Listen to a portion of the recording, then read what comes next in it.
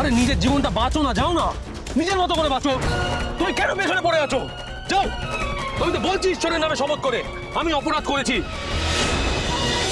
তুমি যে জাতিশ্বরের অভিনয়টা মাঝে মাঝে করো না, সেটা কিন্তু আমাকে বিপদে ফেলবে। প্লিজ নিজের মতো করে বাঁচো। এখানে এসো না, আমি কোনো কথা বলতে চাইছি না। নিজের জীবন নিজের মতো করে বাঁচো। এটাই কারণ? এটাই কি যথেষ্ট কারণ নয়? আপনি আমাকে ডিভোর্স পেপার পাঠিয়েছেন যাতে আমি নিজের জীবনটা নিজের মতন করে বাঁচতে পারি। বেশ, তার আগে আপনি আমার মাথায় হাত রেখে বলুন, আমাকে ছুঁয়ে বলুন যে আপনি খুন করেছেন।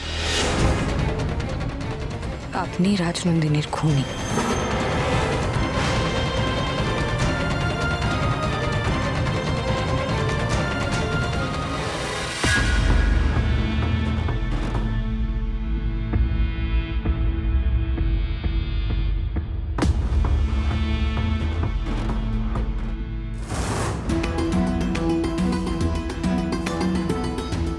কি এভাবে এখানে হুট করে চলে এলে? যা, বুঝতে পারছো এভাবে এখানে আসার ঝুঁকি কতটা? কেউ যদি দেখে ফেলতো?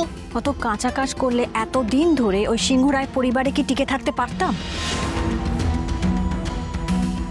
তা এমন কি জরুরি কথা যেটা ফোনে বলা যেত না? ফোনে আপনি নিজের কথা ছাড়া অন্য কারোর কথা শোনেন কি? কোনো সমস্যা হয়েছে নাকি? আমি ওসব নিয়ে কথা বলতে আসিনি, আমি জাস্ট বলতে এসেছি এবার আমাকে যেতে দিন। কি? হ্যাঁ, আমি আর এইসবের মধ্যে থাকতে চাই না। এখনো কাজটা শেষ হয়নি আর তুমি চলে যেতে চাইছো? কিছু একটা হতে চলেছে, কোনো গন্ডগোল হওয়ার আগে আমি জাস্ট এখান থেকে সরে যেতে চাই। আরে দূর, এখনো তো আসল খেলাটাই শুরু হয়নি। সে আপনি যাই বলুন না কেন, খেলা কিন্তু শেষও হতে পারে। এই খেলায় তুমি আমার তুরুপের তাস। দেখুন, সে আপনি যা খুশি ভাবতেই পারেন, খেলা তো শেষও হতে পারে। আর এই আর্য সিংহ রায় হঠাৎ করে সারেন্ডার করবে কেন? ও তো খুনটা করেনি, নিশ্চয়ই ওর মাথায় কিছু চলছে। সে তো কেউ জানে না কে খুনটা করেছে, আমিও না। আমার মন বলছে এটা আর্যর কোনো প্ল্যান। কি প্ল্যান? না না, তুমি আমায় বলো প্ল্যানটা কি? ধরা দিয়েছে, দোষ স্বীকার করেছে, পুলিশ লকআপে ঢুকিয়ে দিয়েছে। অকারণে তো এই কাজগুলো কেউ করে না। বনবাসে যাওয়ার মতন করে সবকিছু প্ল্যান করে নিচ্ছে, অফিসে গিয়ে লেকচার দিচ্ছে, বাড়িতে সবকিছু গুছিয়ে দিচ্ছে, তারপর আটঘাট বেঁধে। ভালো তো, সেটাই তো ভালো। তুমি রাজনন্দিনী, এখন তো সবটা তোমার। আপনাকে না খুব ভালো করে বোঝানোর চেষ্টা করছি, আপনি বুঝুন। পুলিশের হাতে ধরা পড়ে আমি আর নিজেকে রিস্কে ফেলতে চাই না। আচ্ছা, সিংহ রায়কে আমার চেনা হয়ে গেছে, ও নিশ্চয়ই পুলিশের সাথে কোনো প্ল্যান করেছে। হ্যাঁ না না, সেরকম কোনো ব্যাপার না। তাহলে কেন করছে এগুলো? কেন করছে এসব? প্রেমে, আর্য প্রেমের জন্য সবকিছু করতে পারে। আমি ওর প্রেম দেখেছি রাজনন্দিনীর জন্য, সবকিছু করতে পারত, মরতেও পারত। আর এখন মনে হয় প্রাণটাও দিতে ওর কোনো অসুবিধা হবে না।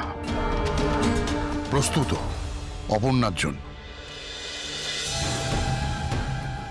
ভালোবাসা অন্ধ হয়, বুঝলে? Love is blind. কি হলো? আমাকে ছুঁয়ে বলতে তো মারছে কেন আপনার? মিথ্যা কথা বলতে পারবেন না বলে? এখান দিয়ে যাও, এখান দিয়ে যাও।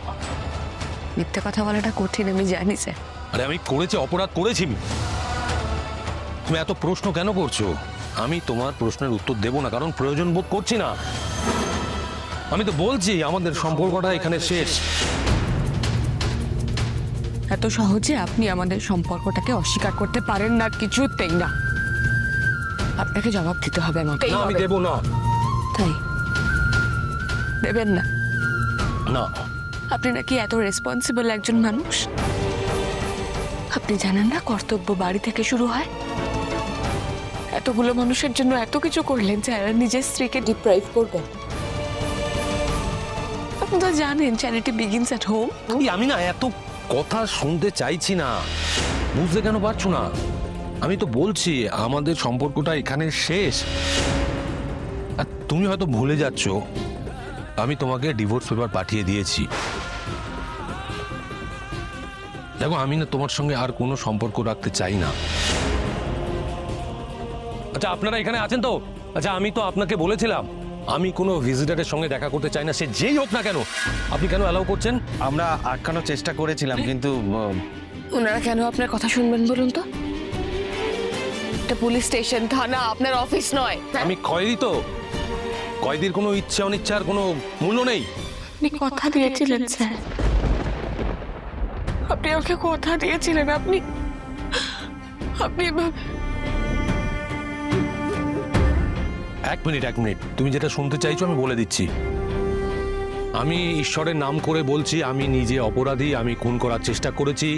আমি ঈশ্বরের নাম করে বলছি আমি তোমার সঙ্গে সম্পর্কটা রাখতে চাই না। আপনি কেন এরকম করছেন? যে ফিরে এসছে, নিজেকে রাজনন্দিনী বলে দাবি করছে, সে তো মরেনি, বেঁচে আছে। আপনি তাহলে খুনি হলেন কি করে? আমি কেন করছি না করছি সেটা তুমি তো জানো। কে কি করছে কে করছে না তোমার তো একটা আইডিয়া আছে। দেখো আমি বলছি তোমাকে, খুন হয়নি সেটা আলাদা কথা, কিন্তু খুন করার চেষ্টা তো করেছি। দেখো খুন করা আর খুন করার চেষ্টা করা এই দুটোর মধ্যে বিশেষ পার্থক্য নেই, দুটো একই অপরাধ। আমি যখন অপরাধ মেনে নিচ্ছি তাহলে তুমি কেন মাঝখানে ঢুকছো? আমি তো বলছি তুমি চলে যাও, তোমার মতো করে তোমার জীবনটা বাঁচো।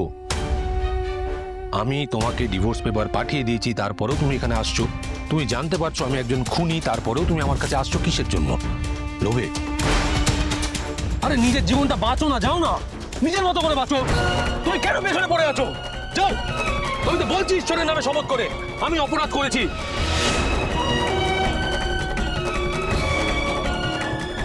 আমি বুঝতে পেরেছি তোমার মা বাবার কাছে ওই ছোট বাড়িতে থাকতে এখন অসুবিধা হচ্ছে, অভ্যস্ত হয়ে গেছো না বড় বাড়িতে থাকা। দেখো তুমি থাকলে না আমার সুবিধার থেকে অসুবিধাটাই বেশি হচ্ছে। কেন বুঝতে চাইছো না? স্যার প্লিজ যাও না, আমি হাত জোর করে বলছি প্লিজ যাও। আচ্ছা অফিসার শুনুন, আপনি নিয়ে যান প্লিজ, কাউকে অ্যালাউ করবেন না, আমি বারবার বলছি। আমি একা থাকতে চাই, কোনো ভিজিটার চাইছি না, বুঝতে পারছেন না? নিয়ে যান, তুমি যাও, আমাদের পদ এখানে শেষ। Sir thank you. স্যার